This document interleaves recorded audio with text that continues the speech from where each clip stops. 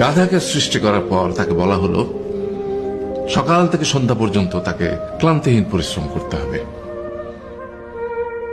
সারা জীবন তাকে পিঠে ভারী বোঝা বইতে হবে, খেতে পাবে শুধু ঘাস, আর তার মাথায় কোনো বুদ্ধি থাকবে না। তার আয়ু হবে 50 বছর।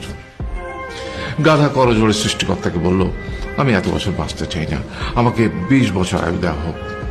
সৃষ্টিকর্তা সেটাই মঞ্জুর করলেন। কুকুরকে যখন সৃষ্টি করা হলো তখন তাকে বলা হলো যে সে হবে মানুষের সবচেয়ে বড় বন্ধু, কিন্তু সে খাবে মানুষের উচ্ছিষ্ট, এবং তার আয়ু হবে 30 বছর। কুকুর সৃষ্টিকর্তাকে বলল, আমি এত বছর বাঁচতে চাই না, আমাকে 15 বছর আয়ু দেওয়া হোক।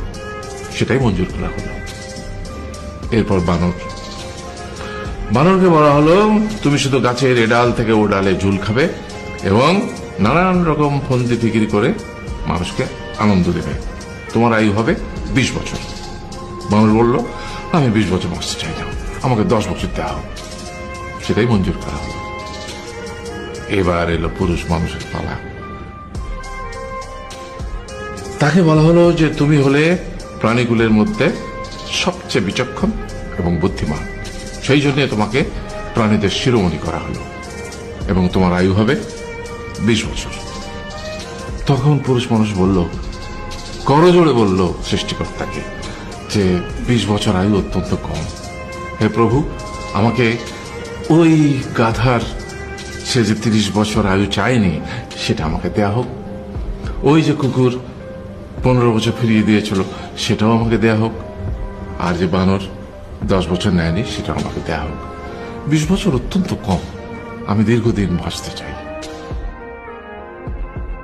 সৃষ্টিকর্তা সেটাও মঞ্জুর করলেন। তারপর কি হলো? সেই থেকে ছেলেরা পুরুষ মানুষ হিসেবে বাঁচে 20 বছর, তারপরের 30 বছর সংসারের বোঝা পিঠে করে বয়ে বেড়ায়, সেটা কার মতো? গাধার মতো। তারপরের 15 বছর সে তার ছেলে মেয়েরা যা দেয় সেই রকম ঠিক কুকুরের মতো উচ্ছিষ্ট খেয়ে বাঁচে। আর তারপরে বৃদ্ধ বয়সে ঠিক বানরের মতো, যেমন গাছের এডাল থেকে ওডাল ঝুল খায় বানর, তেমনি এই ছেলের বাড়ি থেকে ওই ছেলের বাড়ি, আর নানান রকম ফন্দি ফিকির করে তার নাতি নাতনিদের আনন্দ দেওয়ার চেষ্টা করে।